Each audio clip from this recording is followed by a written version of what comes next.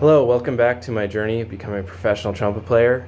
Um, I'm back from spring break. Had a nice time and playing this in the opera in a month, so I thought I'd talk about it. This is a Rotary trumpet. This one was made in Czech Republic, could be very well over 100 years ago, sometime 1850 to 1910 probably, so definitely way older than me. But it's a piece of history and it works still, and I'm learning how to play it right now. We're playing Mozart's Così fan tutte, and it's a pretty, light opera in terms of playing, but it's a good opportunity to learn how to play a rotary trumpet because it's pretty different than a typical piston trumpet. This is my C trumpet. This is also in C. Just want to talk about the pros and cons of playing this over this if you're not really familiar with something like this. Or if you're looking to get one of your own, maybe I can help highlight that. So, first of all, if you're not familiar, rotary trumpet is the same as an actual trumpet, a normal trumpet, right? But it has rotary valves. So these are the rotary valves right here. And if you're familiar with a French horn, they use these. It's like a valve on a trumpet, except on a trumpet you push down and then the valve block will move down and it will change to the slide. Here, all you have to do is press the valve down and then a trigger will move the slide position from, let's say, here to here. Just by pressing this down, it's much more fluid and requires less effort. So, a pro to playing a rotary trumpet is fingering something fast. Playing with fast fingers is a lot easier because it's a lot more fluid playing on this. You don't have to use as much effort, and it also doesn't interrupt the sound as much.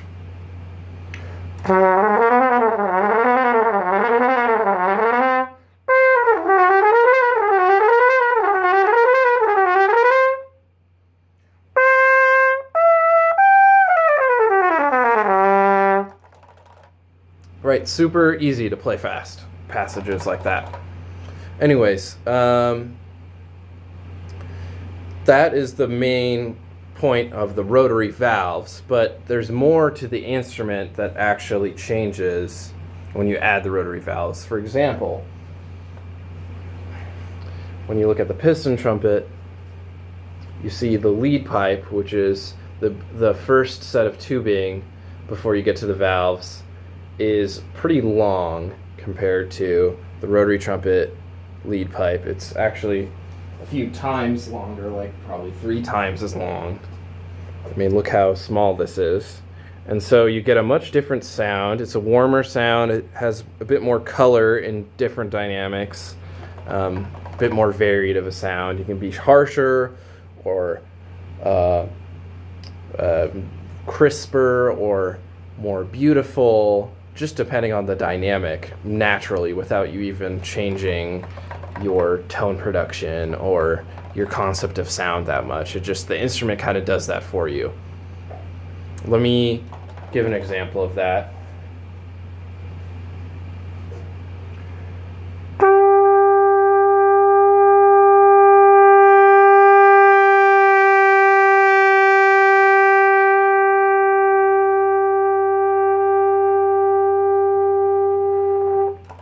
So playing very soft is a very present sound still, but not as present as a piston trumpet. And it's much wispier. But when you really open up and play loud, the sound just kind of explodes. And on a normal piston trumpet, it's way more balanced, so that doesn't really happen.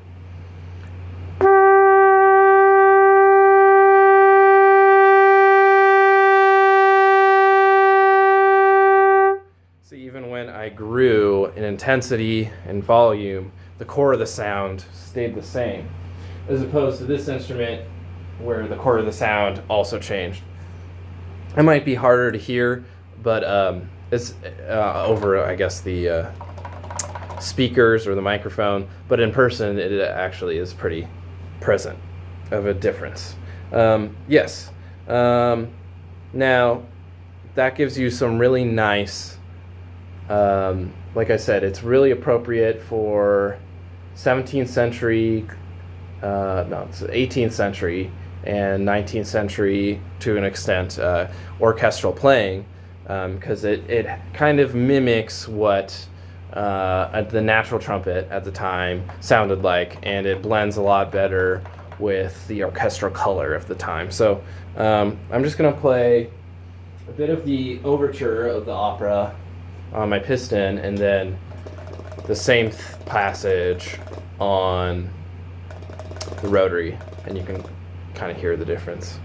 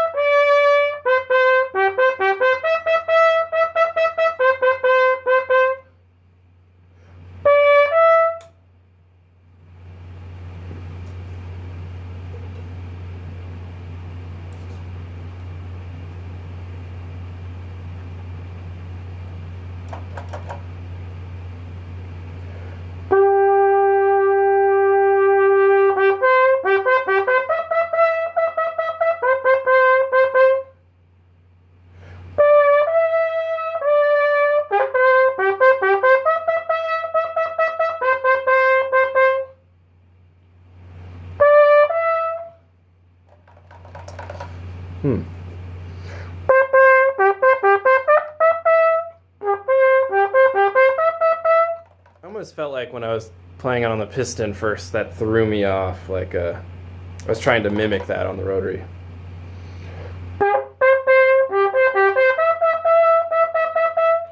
Yeah, as you can see, it's a much different sound.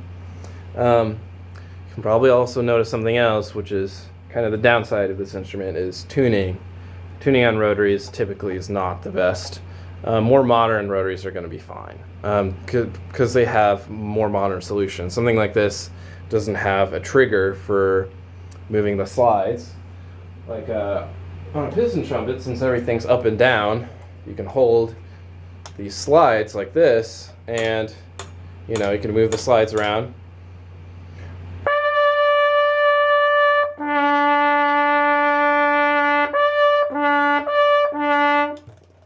You can adjust the intonation of something that's out of tune here, since everything's kind of sideways as opposed to up and down. There's not really a way to adjust the slides, except for one thing that I'll explain, but it's not really that good. So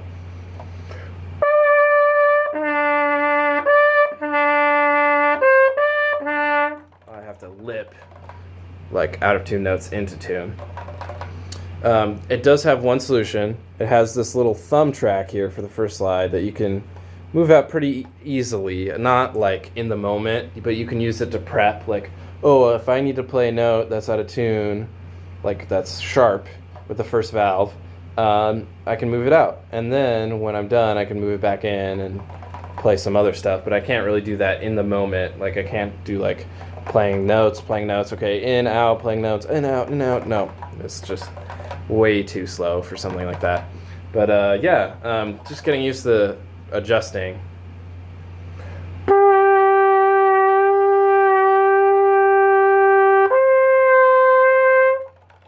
So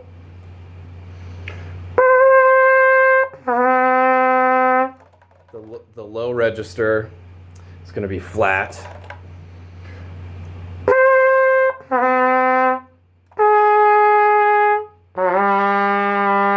I mean, that is horribly out of tune, those octaves. And same with the high register, actually.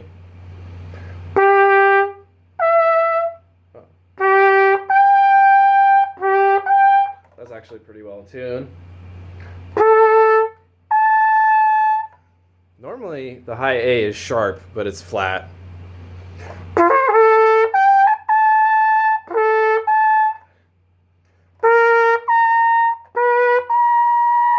That's really flat. horribly flat. Yeah, you get the picture.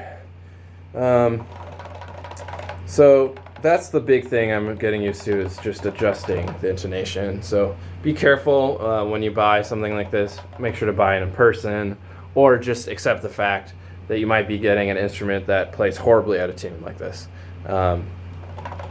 But luckily, when you only have 4 notes in a Mozart opera,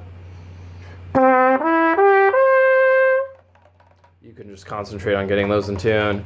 It's not a super complicated part.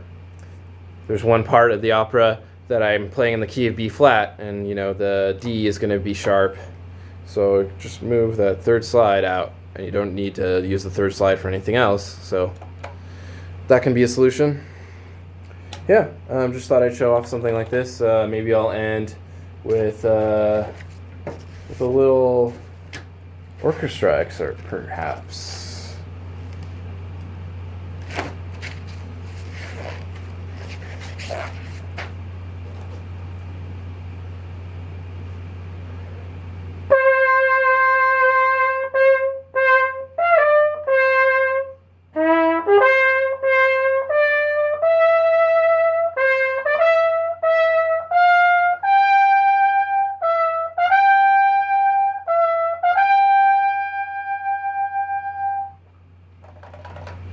That was Beethoven 5, 2nd movement, and I'll do one more.